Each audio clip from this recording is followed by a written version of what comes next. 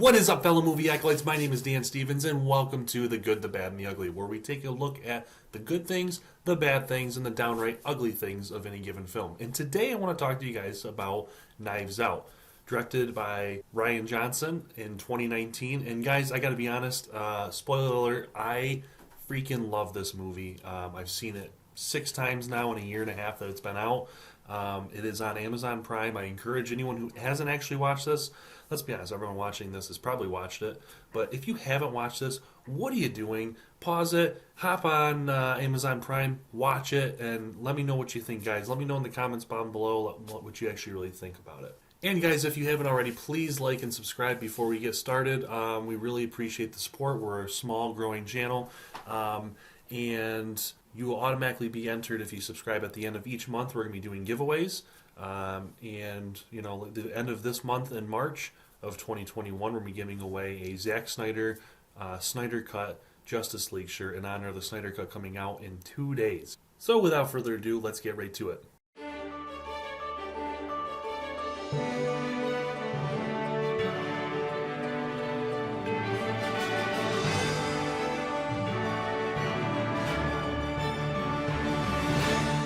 Alright, so right from the get-go, honestly guys, this movie absolutely rocks. I love the opening scene.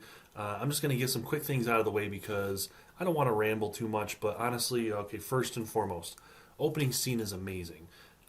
It just really has a great sense of what we're about to get in the entire film with the opening dreadful shot of the mansion. Next is the music. The music in the entire film is excellent. In my opinion, the final third and the the final third and the beginning third of the film is where it really shines.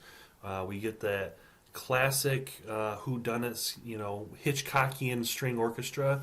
It really sets the tone for the rest of the film and what we're going to get from it.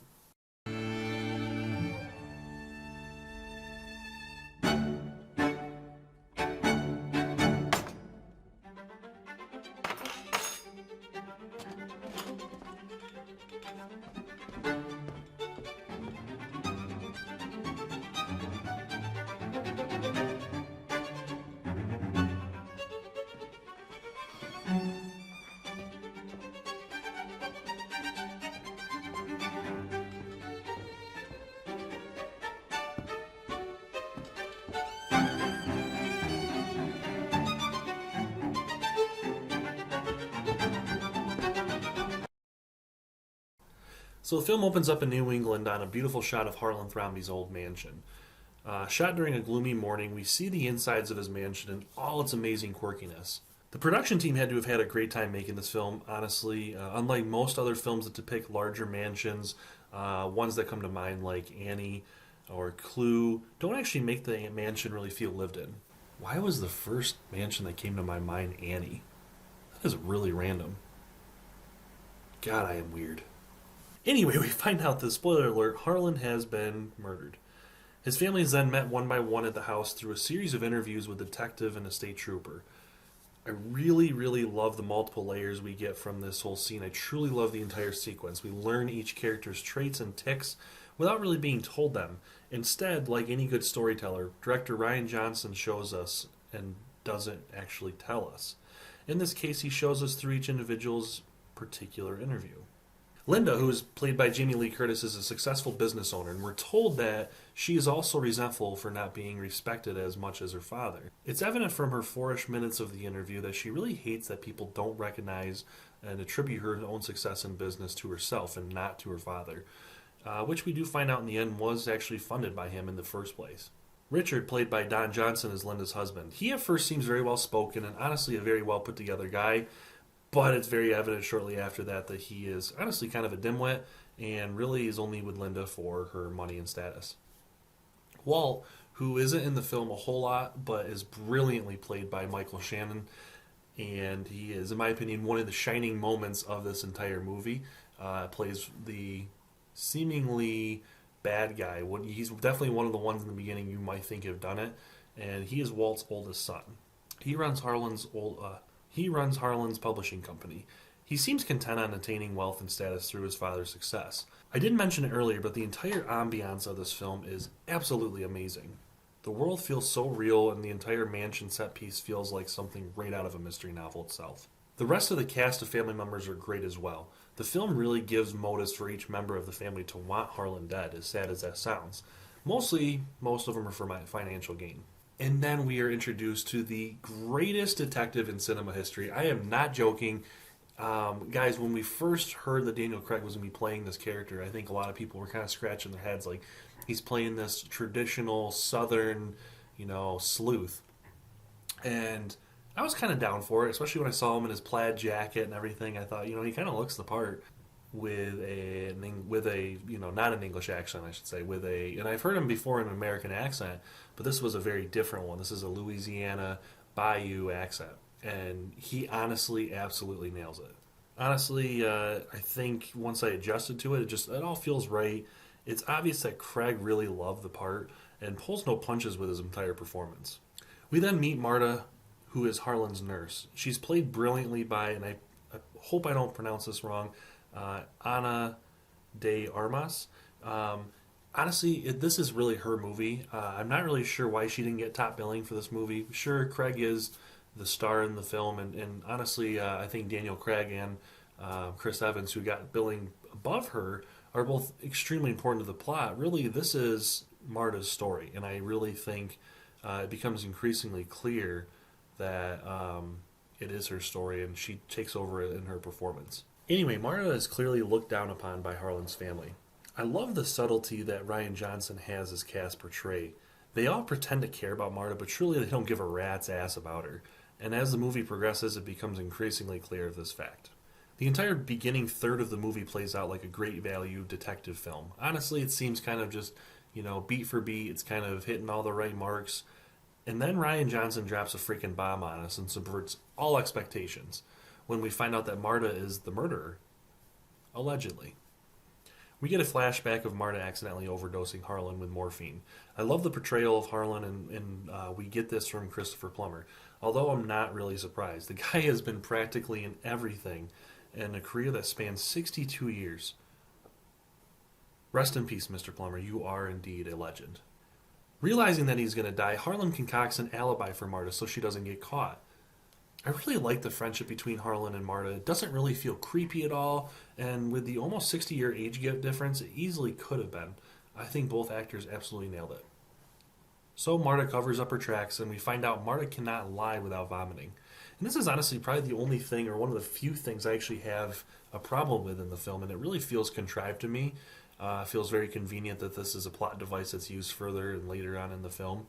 But it's definitely a unique way about it. She agrees to assist Blanc in his investigation and hopes to stray him away from finding out the truth. I love this segment of the film where we are led to believe that the film is unraveling in a way where we just have to wait and see if Marta gets away with it or not. And then we are introduced to one of the many gems of this film, I should say, Ransom, played by Chris Evans.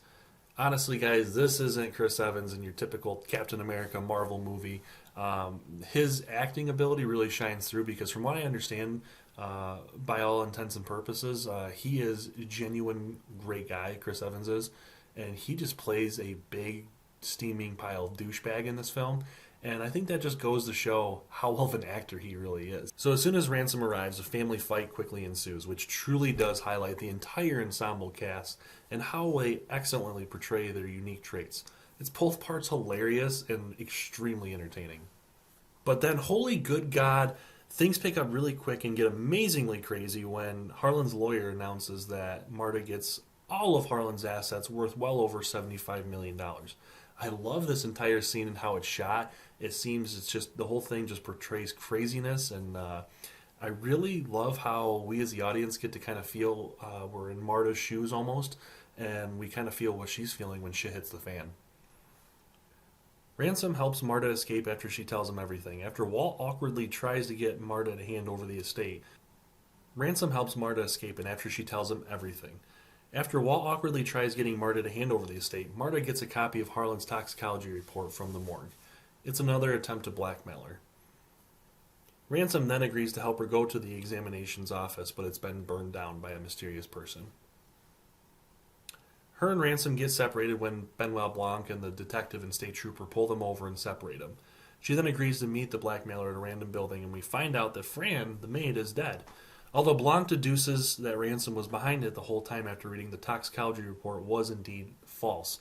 There was no morphine in his system when he died. And honestly, this is one of the best and most quotable scenes in the entire film, and I would say it's really the best display of Benoit Blanc's hilarious demeanor and sayings. Again, Craig nails this instantly iconic and quotable character. Excuse me! You have not been good to her.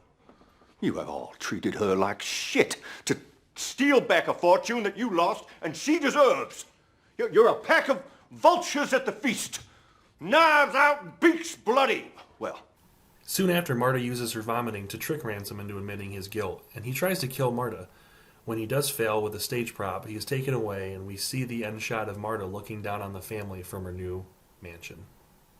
So that's Knives Out for you guys. So how did it do in our good, bad, and the ugly scale? So we do a scale from 0 to 20, and Knives Out actually did extremely well. Up to this point, it is the highest total so far we've had for a film. It is plus 15, which is in the phenomenal category. Guys, Knives Out, in my opinion, is one of the best films of 2019. Honestly, I think it's actually the best film of 2019. I really enjoyed it. I actually thoroughly enjoyed it more than a lot of the superhero movies that came out that year. I think it was because it just didn't have the hype and the expectation there. And in a lot of ways, I think it's why I enjoyed it more. But like I said, since then, it's been out for a year and a half, and I've seen it 6 times.